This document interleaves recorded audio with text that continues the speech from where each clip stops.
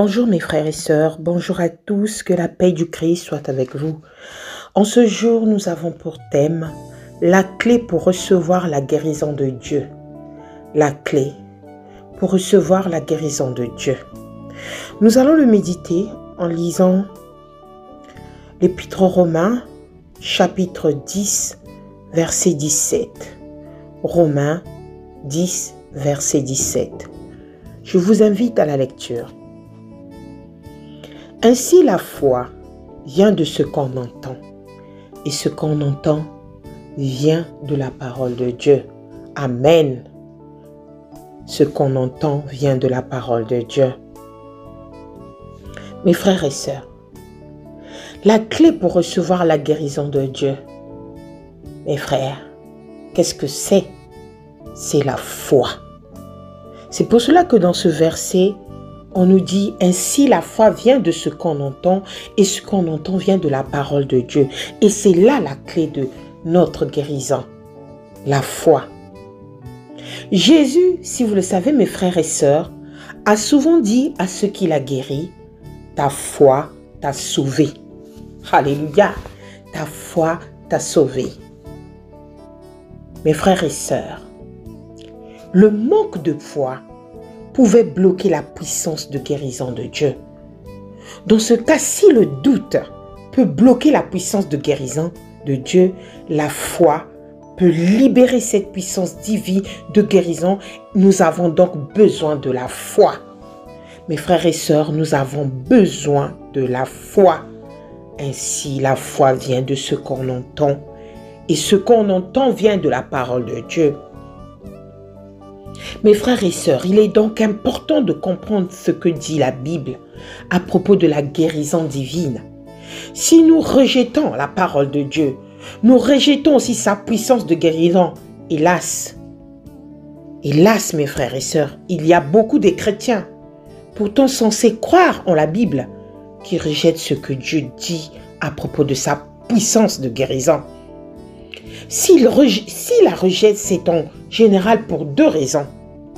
Soit parce que certains ne sont pas guéris après avoir prié, soit en raison de leur tradition. Ce qu'il faut souligner, mes frères et sœurs, c'est qu'aucun de ceux qui se sont appuyés sur la parole de Dieu, sur la Bible seule, n'a jamais rejeté la puissance de guérison. Cette puissance de guérison de Dieu, car tous ceux qui ont le cœur ouvert quand ils ouvrent la Bible ne peuvent que croire en la puissance de guérison du Seigneur. Amen. Mes frères et sœurs, aujourd'hui, si nous ouvrons notre Bible, parce que nous croyons à cette puissance, mes frères et sœurs, Jésus guérit toujours.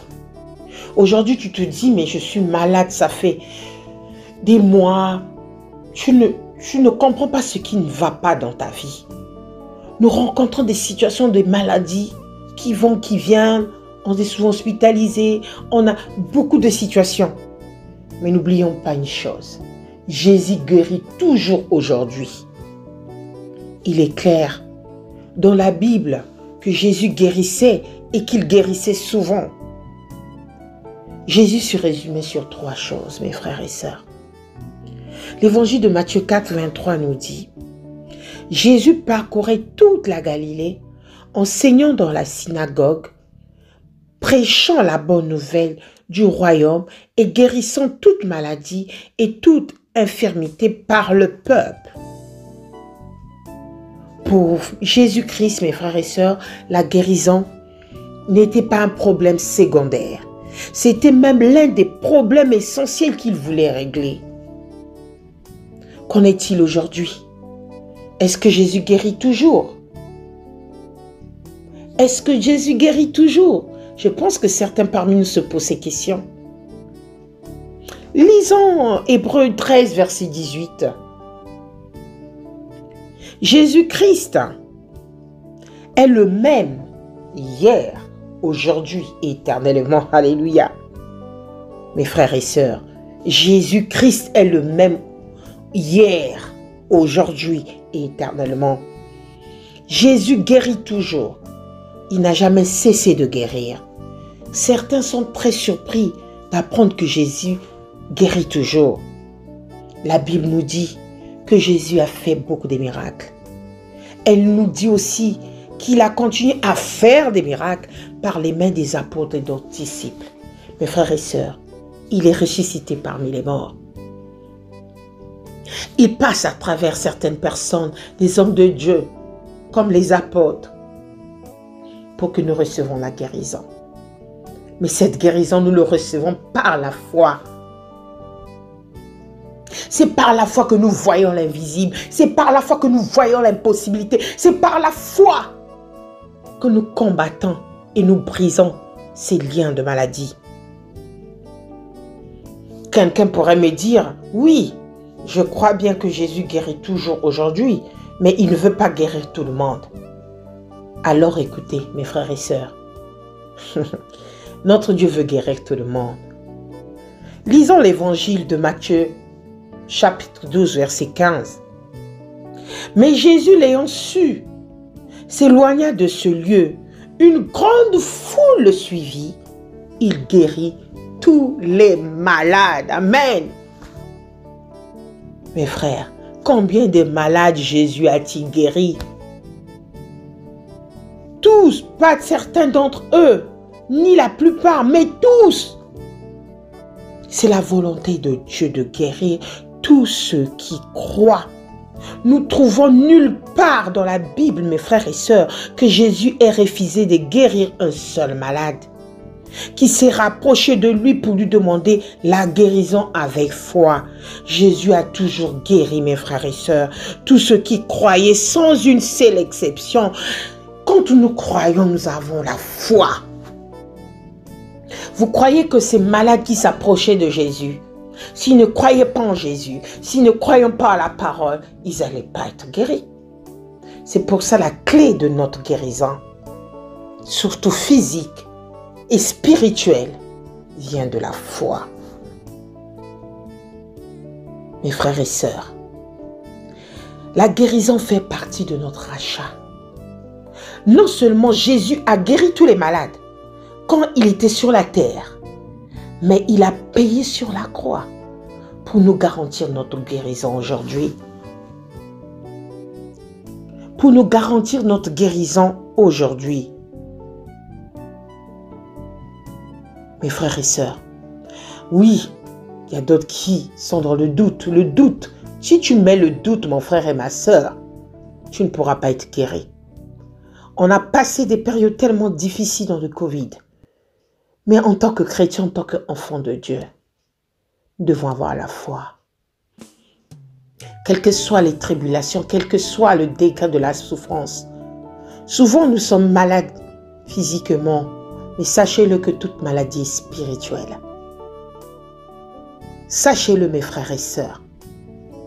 Physiquement, oui, on est atteint, mais spirituellement aussi, on est atteint. Mais si, par la foi que nous croyons que ce Jésus qui nous a sauvés, qui nous a guéris, qui a porté ce fardeau sur la croix, il est là pour nous aider, pour nous guérir, qu'il est là pour nous délivrer. Sachez-le qu'en ce jour, mon frère, toi qui m'écoutes, que tu te sens, je ne sais pas comment, que tu te dis, mais Seigneur, qu'est-ce qui se passe?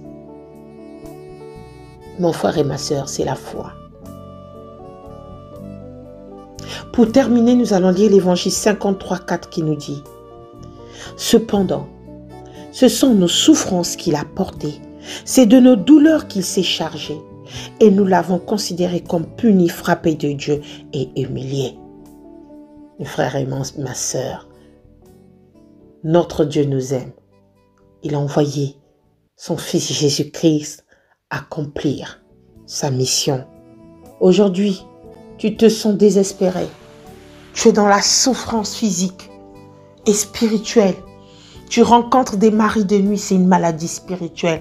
Tu rencontres plein de rêves, c'est des maladies spirituelles. Mon frère et ma sœur, en ce jour, tu peux t'agenouiller et prier avec foi. Prière avec foi, en étant juste avec ton Dieu, en marchant dans l'intégrité. Mes frères et sœurs, ma sœur, vous verrez les miracles de Dieu. Nous verrons les miracles de Dieu. C'est pour cela qu'il a dit notre Dieu. Ainsi la foi vient de ce qu'on entend et ce qu'on entend vient de la parole de Dieu. Nous avons entendu parler et nous avons lu la parole. Et mon frère et ma sœur, n'oublie pas la clé de notre guérison, la clé pour recevoir la guérison de Dieu, c'est la foi. Que Dieu nous bénisse tous. Amen.